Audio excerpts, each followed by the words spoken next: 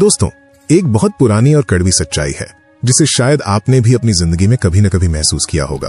कहा जाता है कि जब हम किसी को अपनी मेहनत की कमाई उधार देते हैं तो हम एक बादशाह की तरह होते हैं जो मदद कर रहा है, लेकिन जब वही पैसा वापस मांगने की बारी आती है तो हालात बदल जाते हैं। तब लेने वाला बादशाह बनकर बैठ जाता है और हम अपनी ही खून पसीने की कमाई को वापस मांगने के लिए भिखारी बन जाते हैं। क्या आपके साथ कभी ऐसा हुआ है? याद कीजिए उस पल को। आपने किसी दोस्त, किसी रिश्तेदार या किसी पड़ोसी पर भरोसा किया।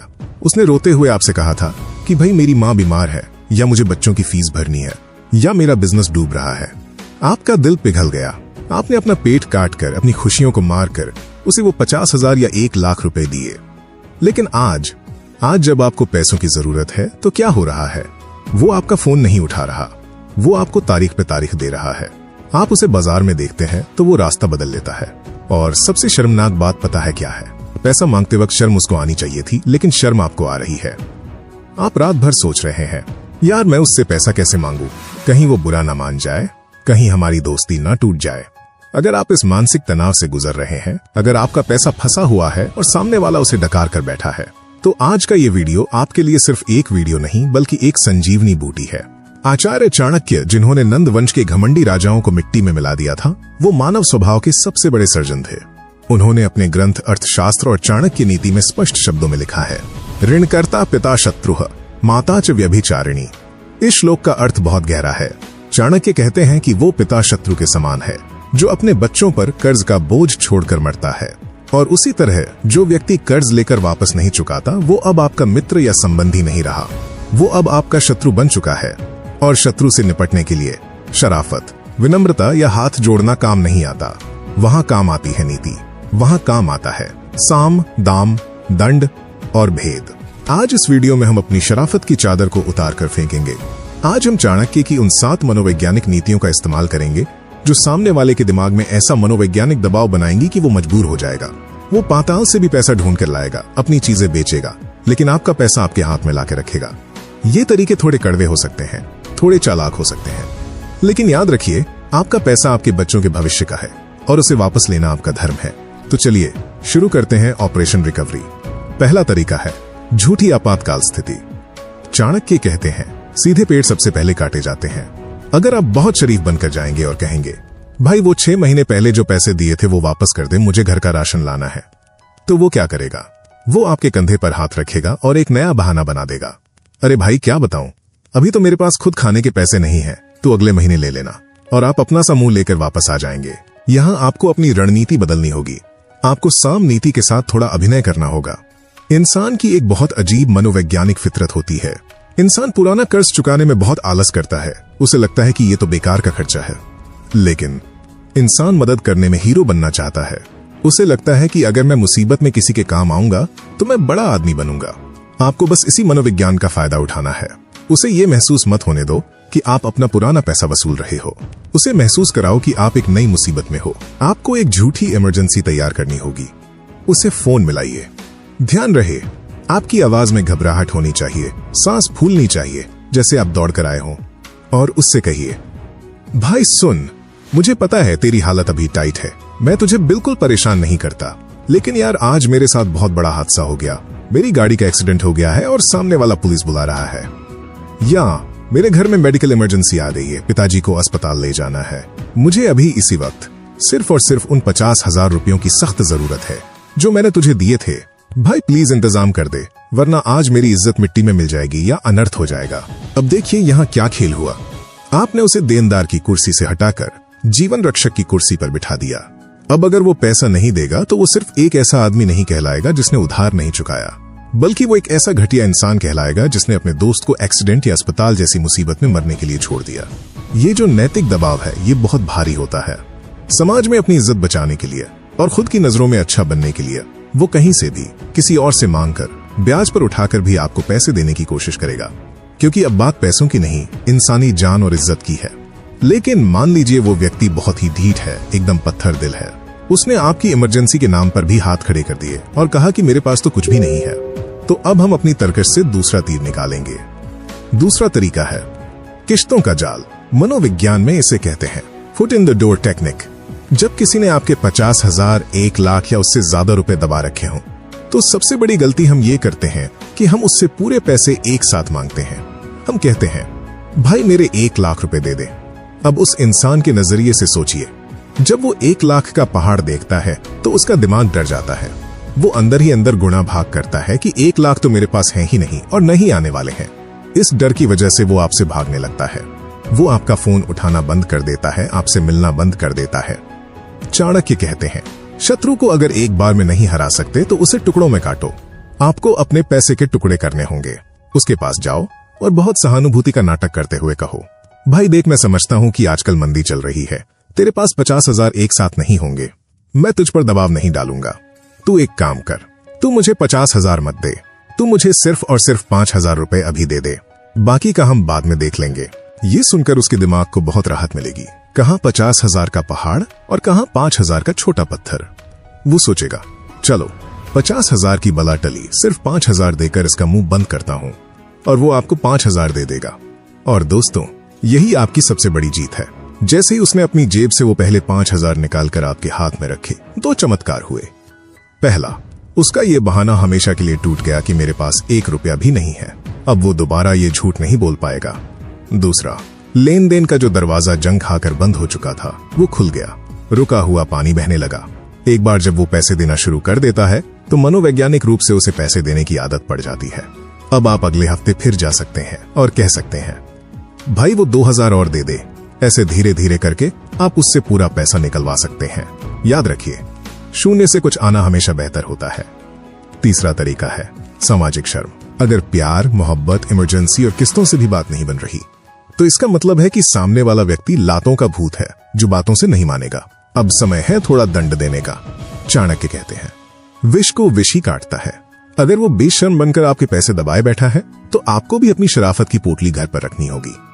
लेकिन इसका मतलब ये नहीं कि आप उसका गिरेबान पकड़ें, गाली गलौज करें या मार पिटाई करें। नहीं, उससे आप फंस सकते हैं। हम होशियारी से खेलेंगे। हम इस्तेमाल करेंगे इंसान के सबसे बड़े डर का, और वो डर है बदनामी का डर। जब वो व्यक्ति अपने 4 दोस्तों के साथ खड़ा हो या किसी शादी ब्याह में हो या अपने ऑफिस में सहकर्मियों के साथ बैठा हो, तब आपको वहां जाना है। बहुत ही विनम्रता से चेहरे पर मुस्कान रखकर, लेकिन इतनी जोर से बोलना है कि आसपास के 4 लोग भी सुन लें। उससे पूछिए, और भाई क्या हाल है? यार वो बैंक वाला मुझे बार बार फोन कर रहा था, तूने वो पैसे ट्रांसफर किए या नहीं? वो पूछ रहा था कि चेक लगाऊं या बाउंस हो जाएगा। अगर तेरे पास अभी नहीं है तो बता दे, मैं उसे बोल देता हूं कि तू डिफॉल्टर है। बस इतना ही काफी है। आपको उसे गाली देने की जरूरत नहीं पड़ी। आपने बस सबके सामने उसे उसकी औकात याद दिला दी। उस पल उसकी जो इज्जत पर बनाएगी वो उसे बर्दाश्त नहीं कर पाएगा। उसे लगेगा कि अगर मैंने अभी इसे पैसे नहीं दिए तो मेरे दोस्तों के सामने मेरी पोल खुल जाएगी कि मैं कंगाल हूं और चोर हूं।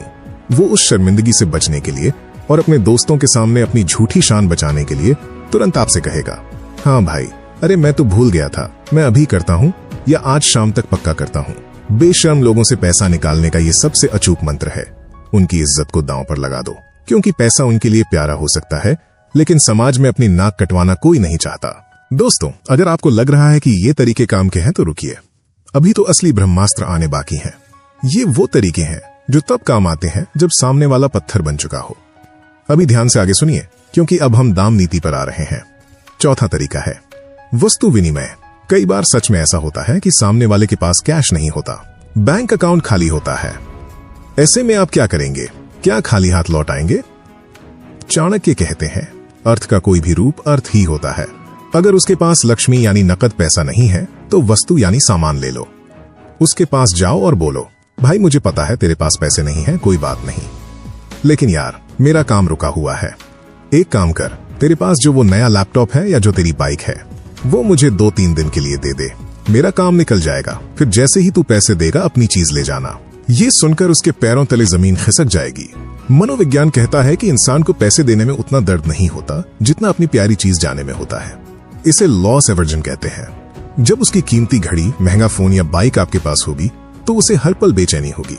उसे लगेगा कि कहीं आप उस पर कब्जा न कर लें। वो कहीं से भी उधार मांगकर, ब्याज पर उठाकर, कैसे भी करके पैसे लाएगा ताकि वो अपनी प्यारी चीज आपसे छुड़ा सके। ये गिरवी रखने का उल्टा तरीका है। यहाँ आप जबरदस्ती नहीं छीन रहे, आप बस मदद के बदले मदद मांग रहे हैं। 5वां तरीका है तीसरा पक्ष। कभी कभी दोस्त या रिश्तेदार हमें हल्के में लेते हैं। वो सोचते हैं अरे ये तो अपना ही भाई है, मान जाएगा, थोड़ा और टाल देता हूँ। यहाँ आपको इस्तेमाल करनी है भेद नीति, यानी खुद विलन मत बनो, किसी और को विलन बना दो। उसे एक कहानी सुनाओ, उससे कहो भाई तुझे तो पता है मैं तुझे कभी परेशान नहीं करता, लेकिन वो जो 50,000 मैंने तुझे दिए थे वो मेरे नहीं थे, वो मैंने अपने पापा से छुपकर या अपने खड़ूस बॉस के गल्ले से निकाल कर दिए थे। अब पापा या बॉस को हिसाब चाहिए। वो बहुत गुस्सा हो रहे हैं। वो कह रहे हैं कि अगर आज शाम तक पैसे नहीं आए तो वो पुलिस कंप्लेन करेंगे या तेरे घर आके बात करेंगे। मैंने उन्हें बहुत रोका है, लेकिन अब वो मेरी भी नहीं सुन रहे। अब देखिए जादू, अब आप उसके दुश्मन नहीं हैं, आप तो उसके दोस्त हैं जो उसे बचाने की कोशिश कर रहे हैं। असली दुश्मन कोई तीसरा आदमी है। इंसान दोस्तों को टाल सकता है, लेकिन अथॉरिटी, बुजुर्गों या पुलिस के नाम से डरता है। वो इस डर से पैसा देगा कि कहीं बात उसके घर वालों तक न पहुंच जाए या उसकी बदनामी न हो जाए। अगर अब भी वो टस से मस नहीं हो रहा तो अब समय है आखिरी वार का। छठा तरीका है खामोशी का वार। कभी कभी ज्यादा बोलना कमजोरी की निशानी होती है। अगर आप रोज उसे फोन करते हैं, रोज मैसेज करते हैं, तो उसे आपकी आदत पड़ जाती है। उसे पता है हाँ अभी फोन करेगा, 2 मिनट चलाएगा, फिर फोन रख देगा। उसे आपका पैटर्न पता चल गया है। पैटर्न को तोड़ो, अचानक गायब हो जाओ, उसे फोन करना बंद कर दो, मैसेज करना बंद कर दो। ये खामोशी उसके दिमाग में खतरे की घंटी बजा देगी। वो सोचेगा ये शांत क्यों हो गया, क्या ये कुछ बड़ा करने वाला है, क्या ये पुलिस के पास गया है, क्या ये गुंडों से बात कर रहा है। अज्ञात का डर सबसे बड़ा डर होता है। आपकी चुप्पी उसे अंदर से खा जाएगी और वो खुद आपको फोन करके पूछेगा भाई क्या हुआ, नाराज है क्या। तब आप अपनी शर्त रख सकते हैं। 7वां तरीका है अंतिम समय सीमा। चाणक्य कहते हैं अनिश्चितता मूर्खता है। जल्दी दे दूंगा, 2-4 दिन में दे दूंगा, ये सब बेकार बातें हैं। उसे एक स्पष्ट और कठोर डेडलाइन दो। उसकी आंखों में देखकर बोलो देख भाई बहुत हो गया, मैंने तुझे 6 महीने दिए, अब मुझे शुक्रवार शाम 5 बजे तक मेरे पैसे टेबल पर चाहिए। अगर 5 बजे तक पैसे नहीं आए तो उसके बाद मैं जो करूंगा उसके लिए मुझे दोष मत देना। फिर मत कहना कि मैंने दोस्ती नहीं निभाई। इसे कहते हैं अल्टीमेटम। जब आप समय और परिणाम दोनों साफ कर देते हैं तो सामने वाले को पता चल जाता है कि अब ये इंसान मजाक के मूड में नहीं है, अब बहाने नहीं चलेंगे। तो दोस्तों ये थे वो 7 मनोवैज्ञानिक तरीके जिनसे आप अपना फंसा हुआ धन वापस निकाल सकते हैं। पहला, झूठी इमरजेंसी बनाओ। दूसरा, किश्तों में मांगो। तीसरा, समाज का दबाव डालो। चौथा, सामान के बदले पैसा। 5वां, तीसरे आदमी का डर दिखाओ। छठा, खामोश होकर डराओ। और 7वां, सख्त डेडलाइन दो। लेकिन जाते जाते एक बात हमेशा याद रखना, भविष्य में किसी को भी उधार देने से पहले आचार्य चाणक्य का ये नियम याद कर लेना। उधार उतना ही दो जितना भूलने की औकात हो, और जिसे भी दो उससे लिखित में जरूर ले लो, चाहे वो सगा भाई ही क्यों न हो, क्योंकि याददाश्त कमजोर हो सकती है लेकिन कागज गवाही जरूर देता है। साथ ही ना बोलना सीखो। जो इंसान पैसे न देने पर आपसे रिश्ता तोड़ता है वो रिश्ता टूटना ही बेहतर है। अब फैसला आपके हाथ में है, क्या आप हाथ पर हाथ रखकर बैठेंगे या अपना पैसा वापस छीन कर लाएंगे। अगर इस वीडियो ने आपके अंदर की सोई हुई हिम्मत को जगाया है तो इस वीडियो को लाइक करें और कमेंट में लिखें मेरा पैसा वापस आएगा, क्योंकि लिखने से संकल्प पक्का होता है। और अगर आप चाहते हैं कि भविष्य में आप ऐसे धोखेबाजों से बचे रहें तो चैनल को अभी सब्सक्राइब करें और बेल आइकन दबाएं। हम चाहते हैं कि हमारा हर सब्सक्राइबर जीवन में चाणक्य की तरह बुद्धिमान बने। अगर आप चाणक्य नीति के और भी गहरे राज जानना चाहते हैं तो आपकी स्क्रीन पर जो प्लेलिस्ट आ रही है उसे जरूर देखें।